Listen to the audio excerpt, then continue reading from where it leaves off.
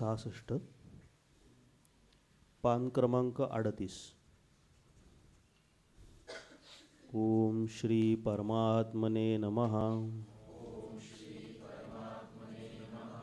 श्री भगवानुवाच शुचौ देशे प्रतिष्ठाप्य स्थिरमासनमात्मनः नात्युच्छ्रितं नातिनीचं चैलाजिनकुशोत्तरम् स्पर्शांस्कृत्वा बहिर्बाह्यान् चक्षुश्चैवान्तरे भ्रुवोः प्राणापानौ समौ कृत्वा नासाभ्यन्तरचारिणौ तत्रैकाग्रं मनः कृत्वा यतचित्तेन्द्रियक्रियः उपविश्यासने युञ्जात् योगम् आत्मविशुद्धये असंशयं महाबाहो मनो दुर्निग्रहचलम् अभ्यासेन तु कौन्तेय वैराग्येण च गृह्यते अभ्यासयोगयुक्तेन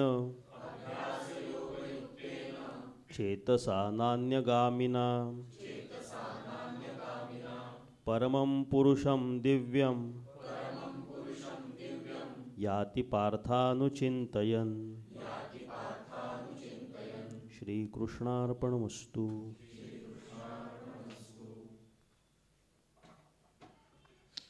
हरि ओम।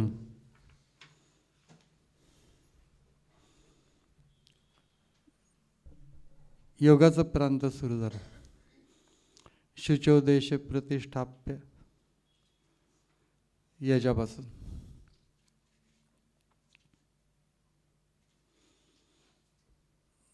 चांगल्या जागी आपलं आसन घालून बसावं।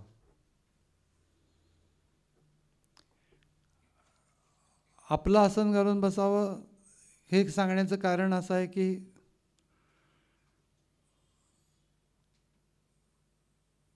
सवय होते त्याला, त्या व्यक्तीला एक कंडिशनिंग ऑफ माइंड करण्याची आवश्यकता असते। ध्यानाला कुठेही बसलं आणि केव्हाही ध्यान लागलं असं काही काळानंतर होऊ शकतं। सुरुवातीला तसं होत नाही। ध्यानाच्या ठिकाणी बरोबर मग त्या ठिकाणी ध्यान लागतं आणि का नंतर इतर ठिकाणी काही तसं लागत नाही।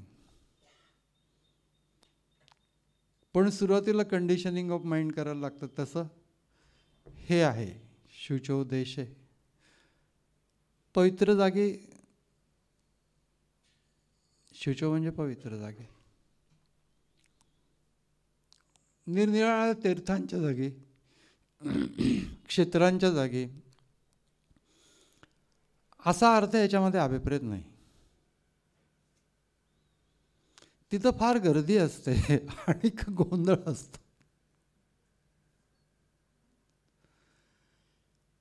म्हणजे दर्शन घेण्याच्यासाठी किंवा इतर काही गोष्टी पारमार्थिक करण्याच्यासाठी म्हणून ते ठीक आहेत, पण तुम्ही तिथं जाऊन बसून ध्यान कराल तर आजूबाजूला गडबडच इतकी असते, तर तुम्ही ध्यान कुठं करणार?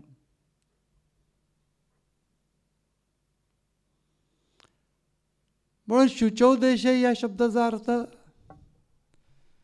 पवित्र जागा असा आहे। तर मग आम्ही कुठं जाणार? घरात आपण बसून ज्या जागेवर ध्यान करतो तिथं रिपीटेडली ध्यान करून तीच जागा पवित्र होते, अजून कुठं जाणार?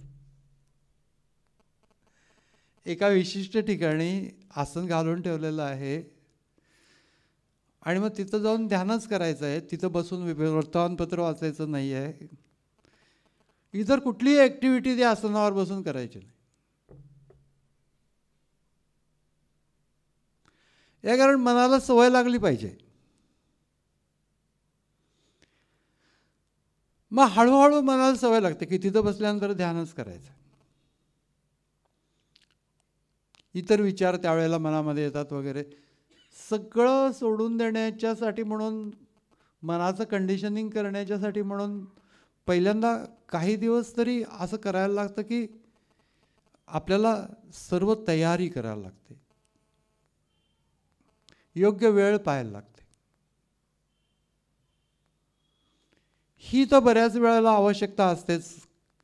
याचं कारण बाहेरचा आवाज आला की त्याच्यामध्ये आतमध्ये वृत्ती निर्माण होणारच त्याच्याशी रिलेटेड.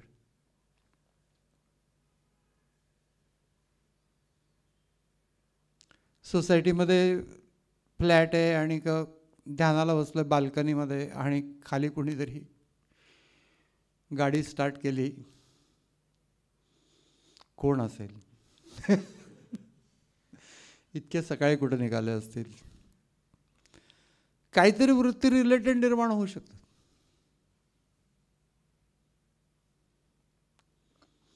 आणि प्रत्येक माणसाची परिस्थिती ही वेगळी असते, ज्या ठिकाणी तो राहतो.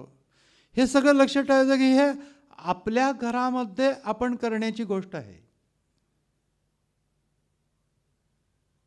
आपण जिथं राहतो तिथे.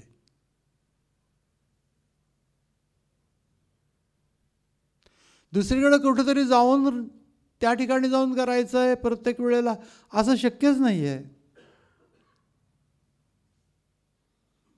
एखाद वेळेला कुठेतरी आपण जाऊ शकतो,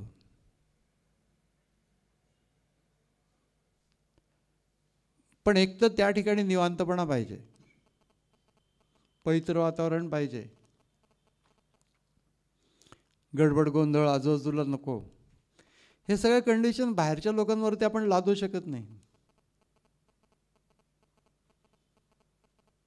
कुठल्या तरी देवळात ध्यानाला बसलो आणि घंटाच वाजवत आहेत लोक, प्रत्येक घंटेसरशी आमचं ध्यान उतरतंय.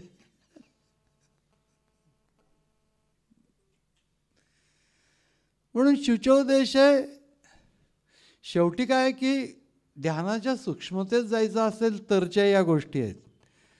ध्यान हा एक उपचार म्हणून करायचा असेल तर मग काय कुठेही बसा, काही करा. पण ज्या ध्यानामधनं मला आत्मस्थिती प्राप्त व्हायची अशी अतिशय सूक्ष्म गोष्ट, तर त्याला थोडी काळजी घ्यायला पाहिजे. म्हणून एवढं सगळं तयारी, शुचोपदेशे प्रतिष्ठाप्य स्थिरम आसनम आत्मनः नात्युश्रितम नातिनीचम, हे सगळं लक्षात घेतलं पाहिजे की हे आपण करतो काय आहोत. अति उंच असू नये आसन, अति सखल असू नये वगैरे, हे सगळं भगवान श्रीकृष्णांनी ज्या वेळेला गीता सांगितली त्या काळाला अनुलक्षून कित्येक गोष्टी आहेत, हेही लक्षात घेतलं पाहिजे. ही गोष्ट तर खरीच आहे की अतिशय उंच आसन घालून बसलंय कुठंतरी, तर थोडंसं शरीराला प्रोटेक्शनचा सेन्स असतो आतून, आणि सारखं असं वाटतं की आपण पडू का काय.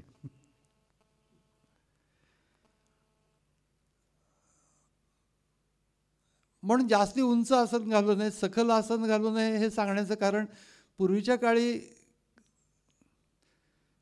ज्या कंडिशन्स होत्या त्याच्यामध्ये कुठं ध्यानाला बसत असतं त्यावेळेला कित्येक लोकांचं मी अलीकडच्या काळापर्यंत पाहिलेलं आहे, कुठेतरी एखाद्या खोल खड्ड्यामध्ये जाऊन बसायचं,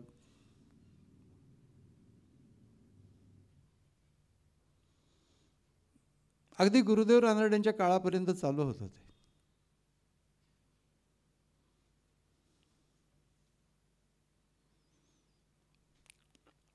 पण गीतेने इथे या ठिकाणी सांगितलेलं आहे की कारण एकांत पाहिजेल आहे त्याच्यासाठी म्हणूनची ही आटापेटा होता. ते जायचे आणि गावाच्या बाहेर जायचे, कधी कधी खड्ड्यामध्ये जाऊन बसून ध्यान करायचे, कधी कधी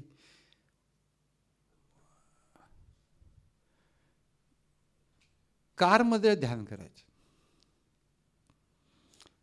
पण गावाच्या बाहेर जाऊन. त्याला ते मेटामॉर्फोस्ड गुहा असं म्हणायचे कारला.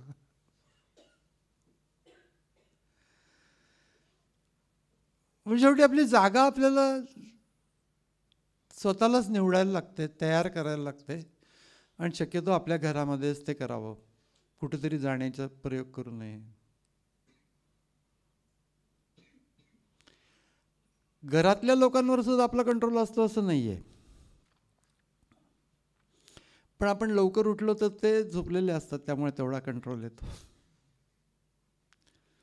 काहीतरी आम्ही व्यवस्था अशी करायला पाहिजे की ज्या वेळेला आम्हाला अतिशय शांतपणा मिळेल.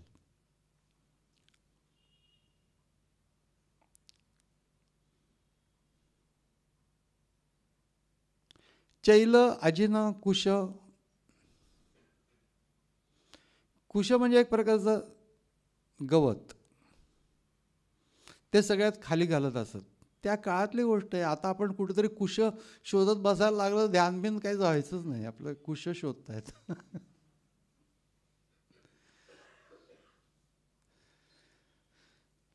म्हणून एक प्रकारचं गवत ते पहिल्यांदा घालायचं. हे सगळं काय की ज्याच्यावर ते म्हणे बसतो तर जमिनीच्या ओलीचा त्रास होऊ नये वगैरे, असं त्या काळामध्ये ती कंडिशन्स होत्या.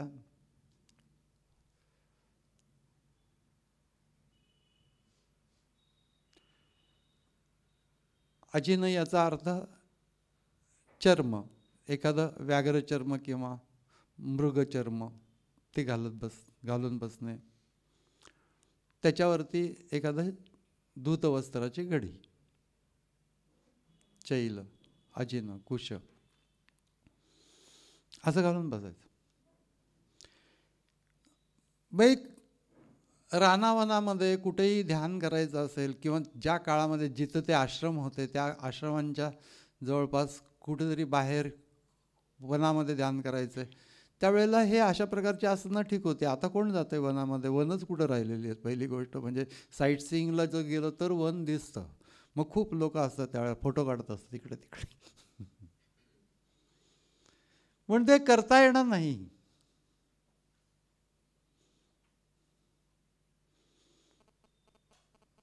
कम्फर्टेबल आसन असावं एवढंच त्याच्यातला मेसेज आहे, की आपण बसल्यानंतर आपल्याला बराच काळपर्यंत एकाच पोझिशनमध्ये बसायचं आहे, न हलता बसायचं आहे. तर योग्य आसन असलं पाहिजे, योग्य ठिकाणी असलं पाहिजे, त्याच्यामध्ये फारसे आवाज आले नाही पाहिजे. इथं ते गृहीतच आहे हे भगवद्गीतेच्या काळामध्ये की फारसे आवाज नाही आहेत असं. आताच्या काळामध्ये तसं गृहीत धरता येत नाही, कितीतरी आवाज असतात सकाळपासून.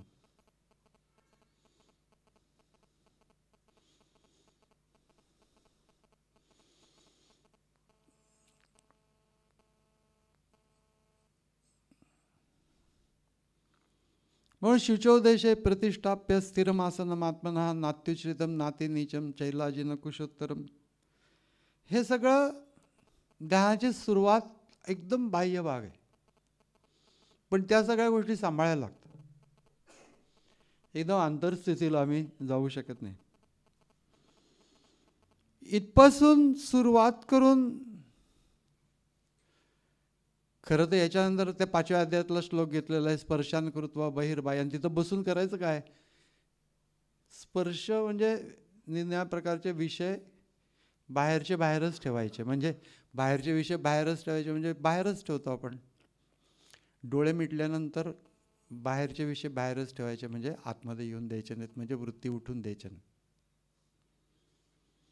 स्पर्शान कृत्वा बहिर्बाह्यान चक्षुश्चैवांतरे भ्रुवः. डोळे जे आहेत ते भ्रूमध्याच्या पाशी. तर डोळे नव्हे, दृष्टी, लक्ष, त्याचा अर्थ लक्ष तिथं केंद्रित करायचं. डोळे असे इकडं करून असं बघत बसणं की तिकडे भ्रूमध्याच्या पाशी असे डोळे उघडे ठेवून वरती बघत बसणं अभिप्रेत नाही, ताण येतो भयंकर. चक्षुशैवांतरे भ्रुवः प्राणापानव समकृत्वा. बस, जास्ती काही प्राणायामाचं भानगडच नाही. श्वास घेणे सोडणे समप्रमाणात ठेवा. म्हणून अभ्यास जो आहे हा अभ्यास या मालिकेमधल्या शेवटच्या श्लोकामध्ये सांगितलं की अभ्यास योग युक्तेन चेतसा नान्यगामिना. अभ्यास योग, ध्यान योगाला त्यांनी अभ्यास योग असं म्हटलं. चित्ताला इकडे तिकडे जाऊन न देता चेतसा नान्यगामिना परमं पुरुषम दिव्यम, त्या दिव्य परमपुरुषाचं याती पार्थानु चिंतयन, परमपुरुषाचं चिंतन करणारी व्यक्ती त्याला प्राप्त होते. तो परमपुरुष दिव्य पुरुष कोण आहे? आपलं आत्मस्वरूप हाच तो परमदिव्य पुरुष आहे. अजून एक सेपरेट परमदिव्य पुरुष शोधायची गरज नाही, आपण दिव्य आहोतच ना. तसं पण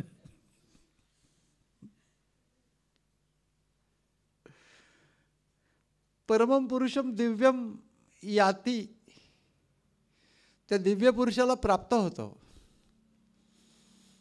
परमं पुरुषम दिव्यम याती, पुढे याती पार्थानु चिंतयन, चिंतन करणे.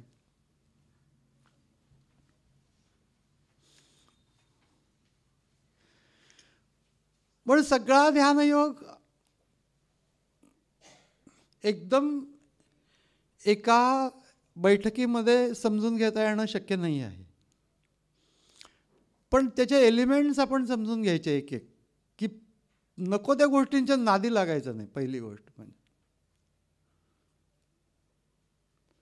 आनंद गोष्टी असतात आणि निर्णय पुस्तकांच्या मध्ये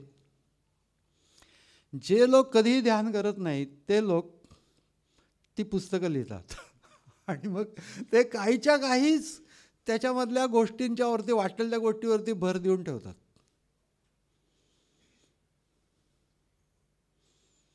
मग सगळीकडे प्रकाशच प्रकाश दिसेल असं कोणतरी सांगतात, ते गुरु असतात ते लोक. मग हे बसतात बघतात तर अंधारच अंधार, प्रकाश प्रकाश कुठे. आम्ही कशासाठी करतो आहोत? आत्मस्थिती निश्चयाची, हेची दशा मोक्षश्रीची, अहम आत्मा हे कधीची विसरू नये. आत्मस्वरूपाची अनुभूती घेण्याच्यासाठी म्हणून आम्ही हे करतो आहोत, हे लक्षात घेतलं पाहिजे. आत्मस्वरूप म्हणजे काय? तर स्वचं मूळ स्वरूप म्हणजे आत्मस्वरूप, स्वस्वरूप. या गोष्टी सगळ्या नुसत्या वैचारिक दृष्टीने पहिल्यांदा समजून घ्यायला काही हरकत नाही आहे. आम्ही ध्यान करत नाही, पण आम्ही नुसतं त्याच्यावरचं लिटरेचर वाचतो. थोडे दिवस वाचा, काय हरकत नाही आहे. परंतु प्रॅक्टिकल पार्ट आस्पेक्ट आहे तो फार महत्त्वाचा आहे. कारण की किती सांगितलं, कारण किती वाचलं तरी त्या व्यक्तीला त्याची अनुभूती घ्यायला लागते. आणि एक्झॅक्टली इथे गॅप पडत असते. ती व्यक्ती वैचारिक दृष्टीने सॅटिस्फाईड होऊन जाते. हो असं असं होतं का, वा छानच आहे, अरे पण माझं व्हायचं आहे अजून.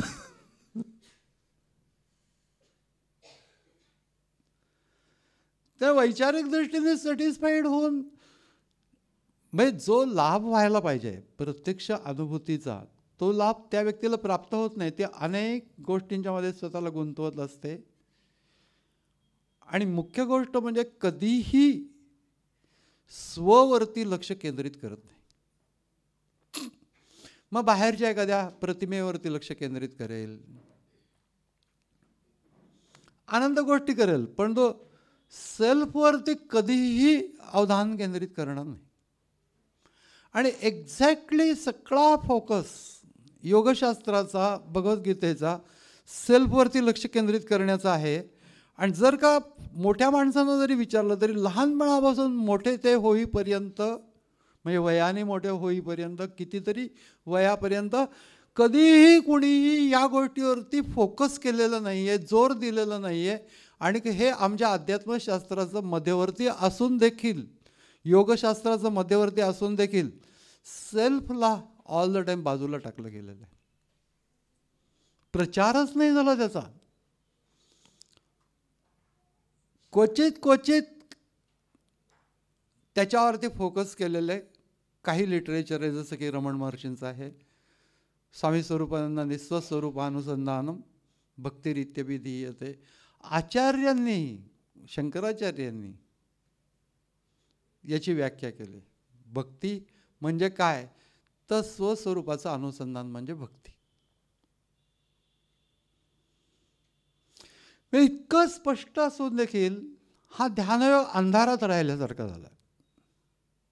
आणि ती गोष्ट इतकी सरळ स्टेट स्वतःशी संबंधित आहे, ती भलतीकडेच गेली. मग त्याच्यामध्ये तर हठयोग आणि अष्टांगयोग यांचं मिक्सचर करून एक छान प्रकार लोकांनी निर्माण केला आणि त्यामुळे लोकांचं केवळ कुतूहल वाढलं, पण त्यांना ते कधीही प्राप्त झालं नाही. कारण की सेल्फ फोकस करणं हे बाजूलाच राहून गेलं. मग ते कडुलिंबाचा रस प्यायचा का? असल्या गोष्टी करायला लोकांना खूप आवडतं, की बाहेरचं काहीतरी करत राहणे.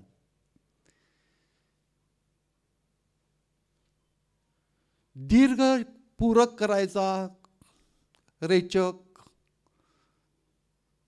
जितका वेळ श्वास घेतला त्याच्या दुप्पट वेळ तो आतमध्ये ठेवायचा, चौपट वेळ सोडायचा वगैरे अशा प्रकारचे श्वास प्रक्रिया, प्राणायाम, या सर्व गोष्टी झाल्या. ते काही पण आरोग्यासाठी माणसाने स्वतः शरीर समजून आणि शास्त्र समजून काही करावं, म्हणजे त्याच्या बाबतीत भगवद्गीता काही बोलत नाही. पण ध्यानयोगाच्या बाबतीमध्ये स्व हे केंद्र आहे हे पूर्ण विसरून गेलेलं. आणि मग त्यावेळेला ज्या मानसिक क्षमता कमी होतात, एकंदर माणूस दुर्बल होऊन जातो, या सगळ्याचं कारण सेल्फवरती तो नसतो. म्हणून उदंड शक्ती तुमच्यामध्ये आहे, विवेकानंद असं म्हणत असतात. मग आपल्याला पण खूप बरं वाटतं की आपल्यामध्ये उदंड शक्ती आहे, पण त्या मूळ स्वरूपामध्ये आहे ती. म्हणजे त्यांचं लिटरेचर वाचल्यामुळे आम्हाला प्रोत्साहन मिळतं. ही गोष्ट जरी खरी असली तरी आम्ही त्याचा वेधच नाही घेत आहोत.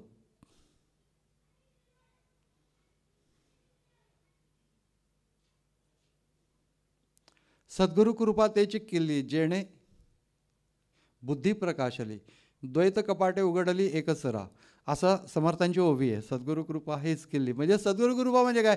त्यांनी कृपा करून तुम्हाला साधन मार्ग सांगितला, तीच ती कृपा, ती किल्ली दिलेली आहे ती. तर रामकृष्ण असं म्हणत असत की इथं खजिना आहे आणि का त्याला कुलूप लावलेलं आहे आणि ही किल्ली माझ्या हातामध्ये आहे. आता मी ही किल्ली लावीन आणि का आतमधलं काढून घेईन, असंच म्हणत बसतो, किल्ली लावतच नाही. ही गोष्ट एक्झॅक्टली ध्यानाच्या बाबतीमध्ये होत असते, की कुठलं तरी मंत्र घेऊन बसेल, ते चालवेल, पण तो लक्ष काही स्ववरती केंद्रित करणार नाही.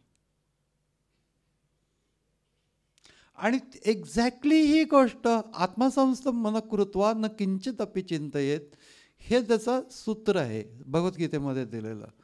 आत्मसंस्थ मन करायचं म्हणजे तरी काय करायचं? स्ववरती लक्ष केंद्रित करून राहणे, स्वच्या जाणीवेवरती.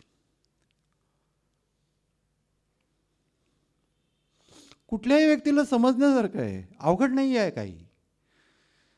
वैचारिक दृष्टीने तर समजेलच की मी अशी जाणीव प्रत्येकाच्या मध्ये आहे आणि त्या जाणीवेवरती लक्ष केंद्रित करायचं आहे शांतपणाने. मस्तकामध्ये शक्यतो अवधान ठेवावं, कारण की या भागामध्ये गोष्टी चाललेल्या असतात बऱ्याचशा योग प्रक्रिया. अवधान केंद्रित करणं, कारण बहुतेकांच्या डोक्यामध्ये या ठिकाणी मेंदू असतो, त्यामुळे सगळ्या प्रक्रिया तिथे चाललेल्या असतात. अवधान केंद्रित करणं तिथं सोपं असतं, त्या ठिकाणी अवधान केंद्रित करणं. आणि हा सगळा थेरॉटिकल ॲस्पेक्ट आहे, प्रॅक्टिकली करून बघायचं.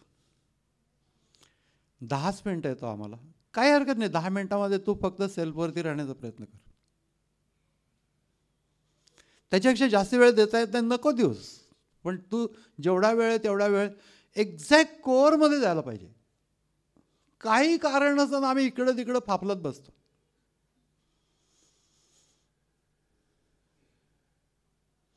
मग हे ग्रंथ वाचू का ते ग्रंथ वाचू, काय वाटेल ते वाच, परंतु हे करणं आवश्यक आहे. शिवोहम शिवोहम सच्चिदानंदोहम असं आम्ही ते धून म्हणताना खूप बरं वाटतं. शिवोहम शिवोहम, मग सगळेजण अगदी.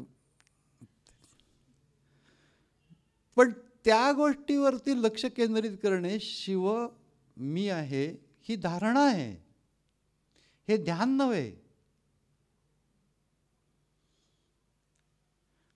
ॲक्च्युअली ज्या तत्वाचा मी वेध घेतोय तेच मीच आहे, अशा त्याच्या पाठीमागे असलेलं इंडिकेशन आहे. तर मी त्याच्यावर लक्ष केंद्रित करणे म्हणजे माझ्याच स्फुरणावरती लक्ष केंद्रित करणे आहे. आणि ही गोष्ट एकदा पक्की झाली पाहिजे विचाराने. विचारांचा उपयोग हा आहे की ॲक्च्युअली प्रॅक्टिकली करताना तुम्ही आतमध्ये निसंदिग्ध असलात विचाराने, की मग तुम्हाला त्या ठिकाणी फाटे फुटत नाहीत. नाही तर बुद्धीचे फाटे इतके फुटत राहतात. म्हणून बरोबर मग ते देवाचं काय होईल, देवाचं काय व्हायचं आहे, आपलं काय व्हायचं हे बघतो होतो आपण.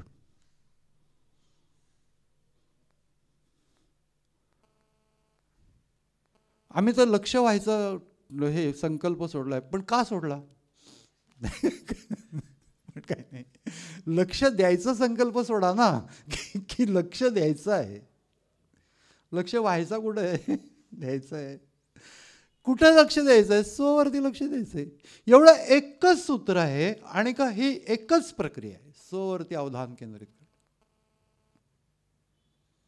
संबंध ध्यानयोग त्याच्यामध्ये स्वस्वरूपानुसंधान किंवा स्वरूपानुसंधान असं ज्याला म्हटलं तर त्याचा अर्थ फोकस ऑन सेल्फ बस.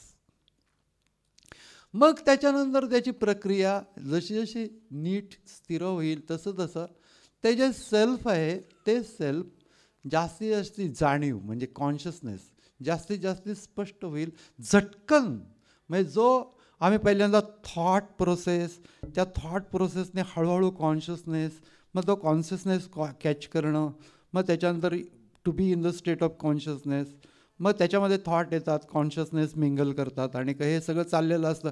होता होता होता प्युअर कॉन्शियसनेस. आणि काही अचीव करायचं नाही आहे मला, की मी आता हे अचीव करणार आहे अशा प्रकारचा कुठलाही विचारच नको. कारण की प्रोसेसमध्ये त्याच्यामुळे बाधा निर्माण होते.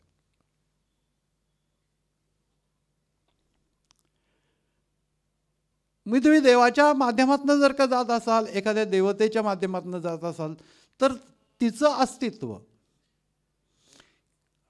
त्या माध्यमातून जात नसला तर माझं अस्तित्व स्वचं, त्या अस्तित्वालाच कॉन्शियसनेस असं म्हटलं जातं. Consciousness of God, consciousness of self. Consciousness एकच आहे.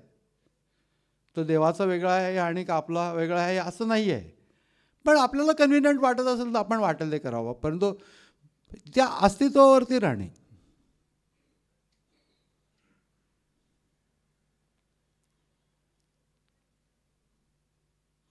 ह्या अस्तित्वावरती राहण्याचा जो प्रयत्न आहे त्याला अभ्यास असं म्हणतात. तत्र स्थितो यत्नोभ्यासः.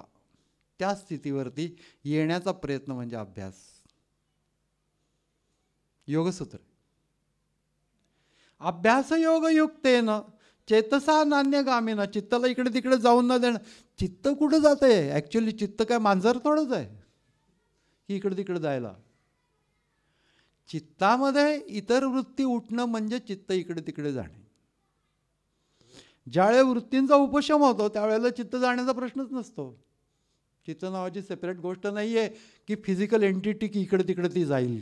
कुठं जाते? माझं मन एकदम गेलं इकडे दिसलं मला, असं कुठं दिसतंय काय?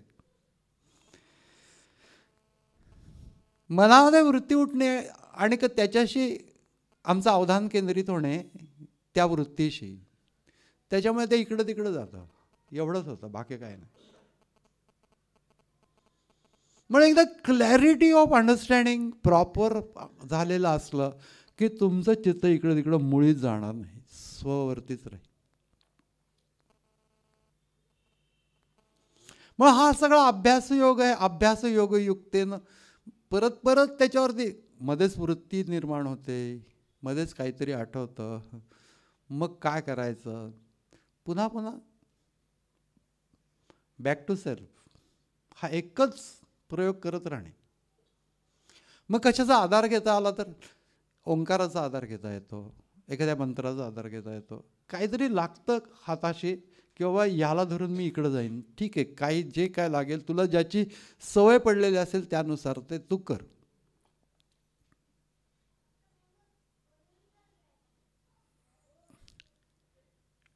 एक लहान मुलं बघितलं की हातामध्ये ते एक विशिष्ट फडकं होतं, ते फडकं हातात ठेवल्याशिवाय ते दूधच प्यायचं नाही. त्याला ते फडकं लागायचं दूध पित. आता काही सवय लागेल काय सांगता येत नाही, ते फडकं लागायचं. झोपताना काही मुलांना लागतात काय काय गोष्टी, तर फडकं लागायचं. तसं सेल्फवर डायरेक्ट जाता येतं, पण मला नाही जाता येतं ना. मग मला काहीतरी लागेल. काय लागेल? मंत्र घे, आधार. सात्विक परिणाम पण असतो मंत्राचा, त्याच्यात काही शंकाच नाही आहे. मला काय ते हे काय समजत नाही, मी नुसतं ओम म्हणेन, म्हण, काही हरकत नाही. पण थोडासा जर का विचार करायला प्रतिबंध कोणाचा नसेल तर करायला काय हरकत आहे. विचार कर, तस्मात विचार करावा, देव कोण तो ओळखावा, आपुला आपण शोध घ्यावा अंतर्यामी. सरळ सरळ स्वच्छ मार्ग योगाचा, त्याच्यामध्ये काहीही अडचण नाही आहे. तो अगदी थोडक्यामध्ये संपतो. फोकस ऑन सेल्फ, आत्मसंस्थम मन कृत्वा न किंचित अपि चिंतयेत, ही त्याची आवश्यकता आहे की इतर काही गोष्टीचं चिंतन करू नका. पण ते करताना मला फार वेळ तसं नाही बसता येत, कारण की मला तशी सवय नाही आहे. ती सवय लावणं चित्ताला हाच तर अभ्यास आहे. म्हणून अभ्यास योग युक्तेनं म्हणजे काहीतरी खूप पुस्तकं घेतलीत बसलेत अभ्यास करत, तसं करता येतो, कारण की आम्हाला त्याची सवय आहे. जे जे ऑब्जेक्टिव्ह आहे त्या सगळ्या ऑब्जेक्टिव्ह गोष्टींची आम्हाला सवय आहे, नाही तसा अभ्यास करता येतो. पण सब्जेक्टिव्ह आहे सेल्फ, सवय नाही त्याची. चूक आहे अशातला भाग नाही आहे, सवय नाही आहे. म्हणून त्यावरती येण्याचा प्रयत्न करणे, तत्र स्थितो यत्नोभ्यास, त्या स्थितीवर येण्याचा प्रयत्न करणे हा अभ्यास आहे. या श्लोकामध्ये हे सांगितलेलं आहे की अभ्यास योग युक्तेन चेतसा नान्यगामिना, इकडे तिकडे चित्त जाऊन न देता, म्हणजे इतर वृत्ती जर का उठल्या तर त्यांना हवा द्यायची नाही, सोडून द्यायचं, लक्ष द्यायचं नाही त्यांच्याकडे. त्याच्यावर ते कुठलीही प्रतिक्रिया व्यक्त करत बसायचं नाही. आतमध्ये वृत्ती उठल्यानंतर अजून एक प्रतिक्रिया पण उठते, ती करायचं नाही, तिथंच थांबायचं, सोडून द्यायचं. परमम पुरुषम दिव्यम याचा अर्थ दुसरा कोणतरी कल्पना करायची नाही की दुसरा कोणतरी परम दिव्य पुरुष आहे. आत्मस्वरूप हेच दिव्य पुरुष. नाही तर मग आपलं मन सारखं डिवायडेड होईल की आम्हाला कोणतरी असा कुठल्या तरी रूपातला एक परम दिव्य पुरुष येणार आहे, बसा येणार आहे तर वाट पहा.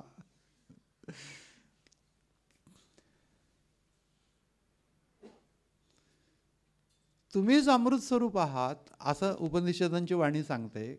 तूच आहेस ते मूळ तत्व, त्याच्यावरतीच अवधान केंद्रित करणे. एकदा का ते एस्टॅब्लिश झालं, काही करायला लागत नाही.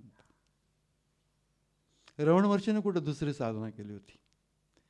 काही केली नाही. नंतर दुसरी साधना कुठे मंत्रच पाठ करत बसलेले आहेत आणि गोकत बसले, काही केलं नाही, निवांत. याचं कारण की ही मध्यवर्ती गोष्ट सापडली, फिनिश. तसं आमच्यापर्यंत वैचारिक दृष्टीने आलेलं आहे आणि प्रॅक्टिकली सुद्धा आम्हाला ते कळलेलं की कसं करायचं. शांत बसा, मस्तकात लक्ष केंद्रित करा, स्वरती अवधान केंद्रित करायचं, हे ठरवून टाका. याला धारणा असं म्हटलं जातं, वैचारिक भाग. मग हळूहळू त्यातनं प्रत्यक्ष जाणीव स्पष्ट होईल त्याच्यावरती अवधान केंद्रित करा. काही काळानंतर जाणीव विराम पावेल, तुमचं मूळ स्वरूप प्रगट होईल. ही जी गोष्ट आहे या प्रवासाच्या मध्ये, ह्या गोष्टीवरती फार विचार करू नको. आम्हाला मी जिथं आहे तिथून पुढे काय करायचं एवढंच फक्त ठरवायचं. शांत बसणे, फोकस ऑन सेल्फ, स्वच्या जाणीवरती ठेवणे, आणि ते करताना एखादा मंत्र हवा असला तर तो घेणे. ह्या प्रक्रियेने ध्यान करणे.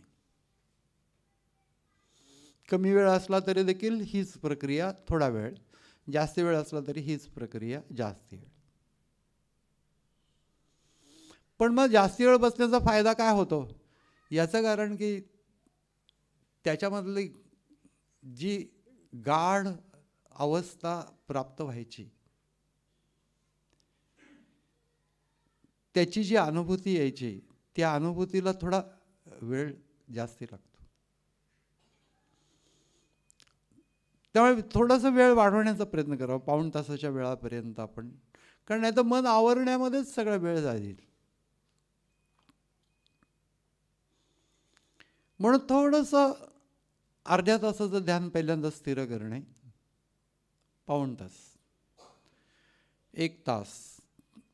मग असं 4-4 तास ध्यान केलं, 6-6 तास ध्यान केलं, हे सगळं आपण ऐकतो. ते कुणाचं तरी कुणीतरी केव्हा तरी केलं असेल. आपण आपलं ठरवावं की आम्ही 15 मिनिटापासून सुरू करणार आहोत, 10 मिनिटापासून सुरू करणार.